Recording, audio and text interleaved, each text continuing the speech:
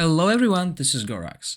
If you wonder if blessed summons are worth it, in this video I'll walk you through it and decide which heroes are the best to pick, and also explain what this box includes.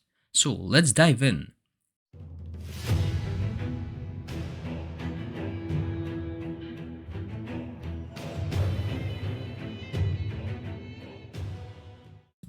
Blessed Summon Ones. This is what happens after the Celestial Alternative summons are finished, and it is basically a better way of summoning.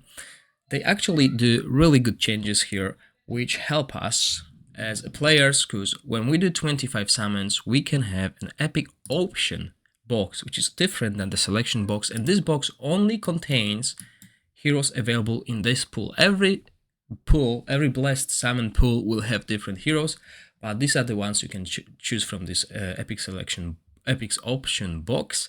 And here, I believe one of the best choices are the utility-based heroes, depending on what you need. Remember that. Vikuch, great utility with Dispel and healing. Ailla, great crowd control, and Catherine has an amazing mechanics to deal with any debuffs, so very useful in Grave of Wrath or another content that requires it, like Faye as well. And Questa, very good at PvP and dealing with this backline in Feymander as well. Now, the other difference is now we're able to pick 3 heroes that we want instead of 1. The mechanics are pretty much the same, but obviously we have a higher chance of getting these blessed heroes because now we can choose 3.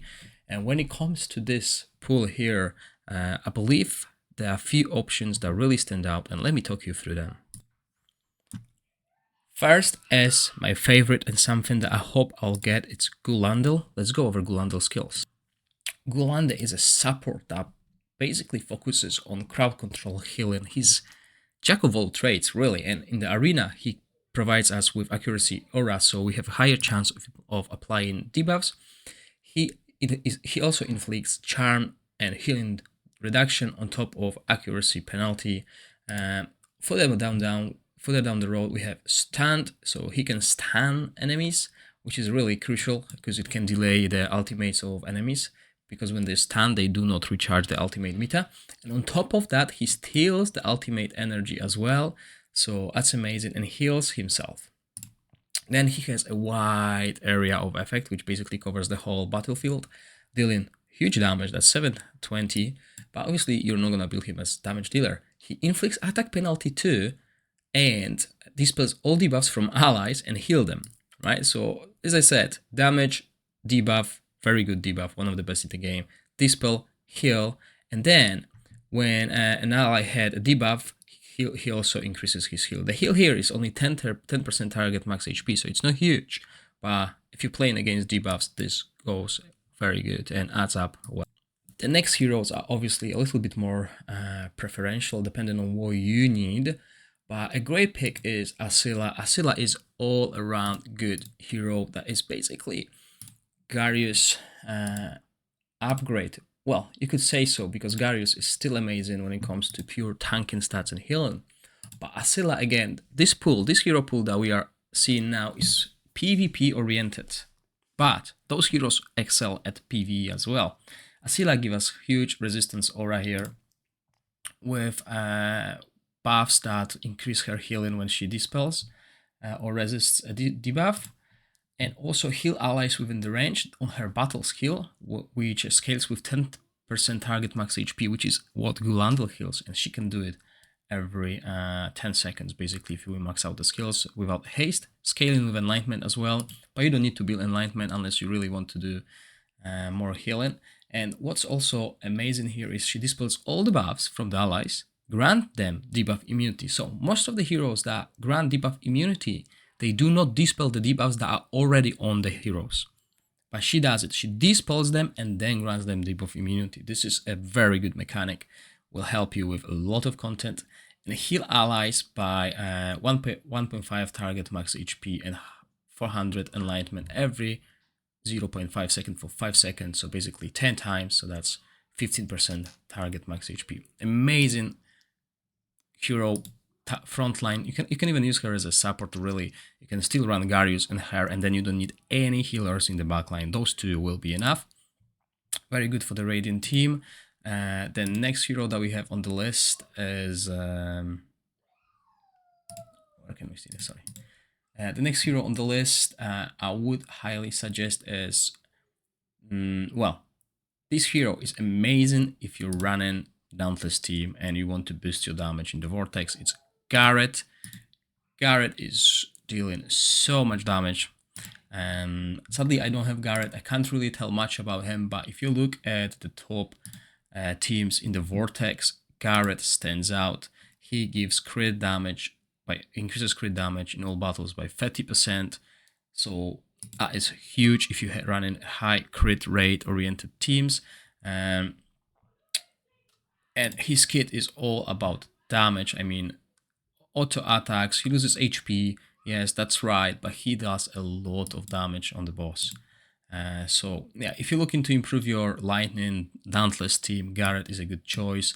And as I said, look up for someone who has Garrett, who play Garrett, and you'll see that those guys use him as one of the main damage dealers in the team.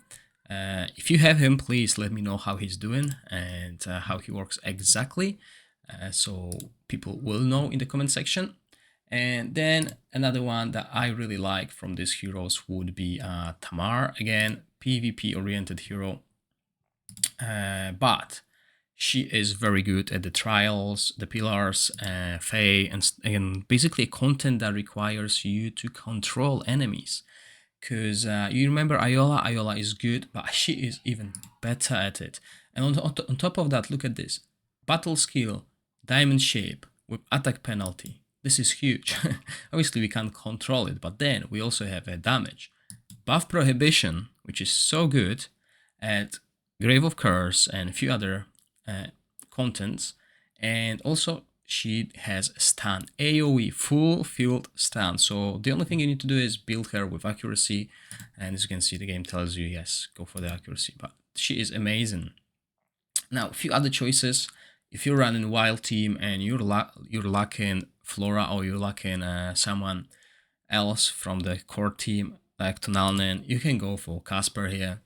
Casper is amazing as well. Attack increase in all battles. My team actually requires an aura and I'm missing it. I'm using Rush at the moment, but yeah, he gains stacks when an ally successfully do wild check, and it increases damage dealt by 13%.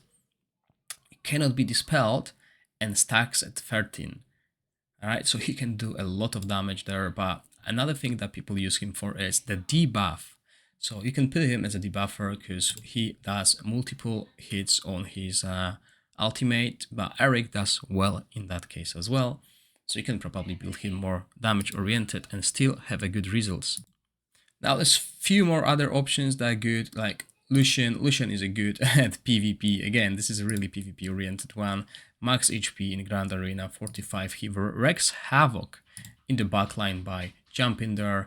Recharge speed penalty, as you can see, diamond shaped. Do good damage coming from max HP as well, and has a chance of inflicting frozen, so basically crowd control there, which is really useful. When it comes to PvE, we also get Alton here to help everyone. When it comes to the rally team, few people use him. He can be build damage, he can be built as a support as well, but yeah, he's really good. And another one, Vikana.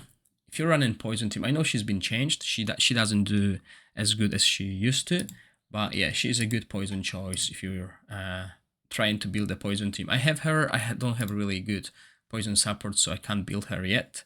But this Premsta is quite interesting. She does a lot of damage. You need to build her with enlightenment. If you have a huge enlightenment set like me, like 400 over enlightenment, she will do massive AoE damage through her ultimate. But obviously against the bosses, she might be falling off a little bit. And I believe these are like the most important heroes to pick here. Obviously, you still have Huldork, sorry. I didn't really find a good use for him. Because accuracy penalty, we don't really know how much accuracy bosses have and how easy it is to apply that and then resist bosses attack. And Talver, sadly, I don't have a good use for Talver. He's got huge HP, but other than that, yeah, I didn't find good use for him, and I think this covers, yeah, Hokadir, obviously, Hokadir is really good off-tank, and Frost Enabler, as well as someone who can extend the Frost on the targets and grants 30% attack to all Frost allies, so he's basically like an off-tank support. I hope this video will clarify a few things for you, and again, I'm going to say it, this is something for the big spenders to consider spending their dices on. If you're a free-to-play player, you might consider waiting till the end of the season, because you'll need there at least 20 Heliolite dices. I hope you enjoyed the video. If you do, please click the like button and consider subscribing to my channel. As always, thank you for watching, stay safe, bye!